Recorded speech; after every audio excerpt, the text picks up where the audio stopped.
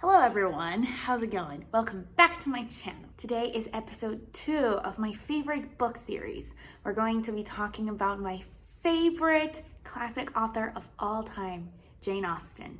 I hope you guys enjoy this video, so without further ado, let's get going. Back to Past Me.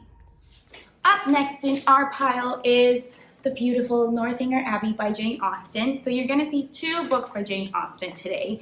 She is my favorite classic author. The first time I read her books, I don't know if I was in like 4th or 5th grade or maybe 6th. So I was a preteen and I read Emma, but I'm gonna talk about Emma later. First, I'm gonna talk about Northanger Abbey. I think this is her shortest novel, but to me, it is amazing. As someone who loves Gothic novels and that kind of like dark, gloomy romances, like Jane Eyre, this is a satire on those types of romances. So this follows Catherine Morland, who is a 16-year-old, I think, who is very naive. All she does is read and just daydream and imagine situations in her head.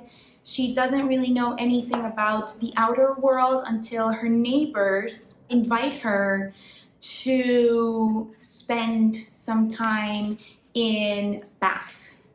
And if you know anything about the Regency era, Bath was the center of everything. It was like the it city. You had to be there. It was the center of society. If you wanted to be someone in society, you would go to Bath, right? And you would try to make yourself known.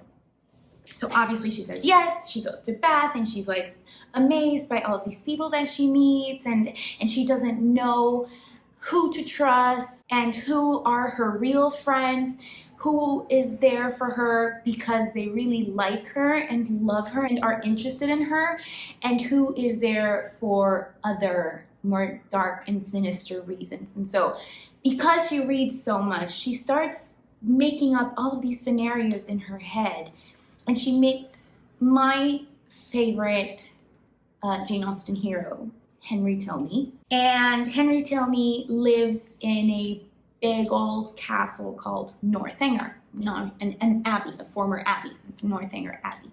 He comes from a wealthy family, and his father invites Catherine to stay at Northanger Abbey with him, Henry, and Henry's sister. And a lot of things happen. Her mind plays tricks on her. So it's really interesting, it's funny, it's very witty, it's got that characteristic Austen wit and sense of humor, and it's just really cool. And I wrote about this book in the school where I work, in the school newspaper, because I have my opinions about Pride and Prejudice and how everyone's like, you want to start reading Jane Austen, you should start with Pride and Prejudice. And my humble opinion is no. I think that if you want to get started with Jane Austen and you've never read a classic before, starting with Pride and Prejudice may be a little bit too much. It can be too overwhelming. This, however, is amazing. It's great.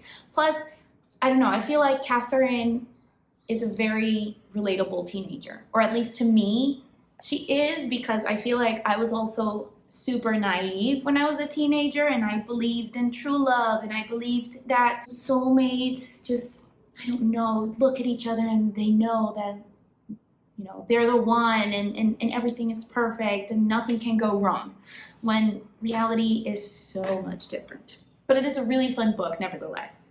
I love it. It's my favorite Jane Austen novel. Read it, please. And this can be read by everyone.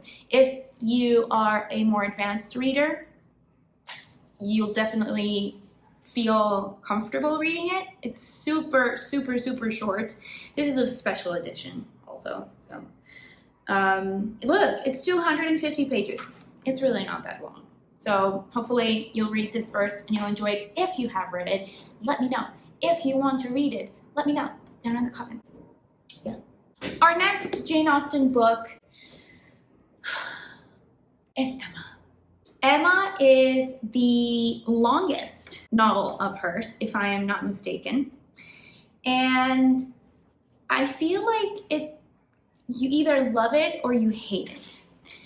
Emma Woodhouse, our main protagonist, thinks of herself as this amazing matchmaker. Every time she tries to put two people together, it happens. They fall in love, they get married, and so she feels like that's her life, matchmaking. She comes from a very rich family. She's basically the mistress of her house because her older sister moved out with her husband, and now it's just her and her dad because her mom passed away. And she's basically the one who runs the estate and the household. So she doesn't really have to worry about trying to marry rich or trying to secure an alliance with another family because she already has it. She has all of that safety in her own house. So she tries to divert her attention to something else, matchmaking, until things go south, really, really south, because Emma is not the most likable of heroines at the beginning, because she's very prejudiced, she's very stuck up, she's very headstrong and obstinate, and she's got this neighbor, Mr.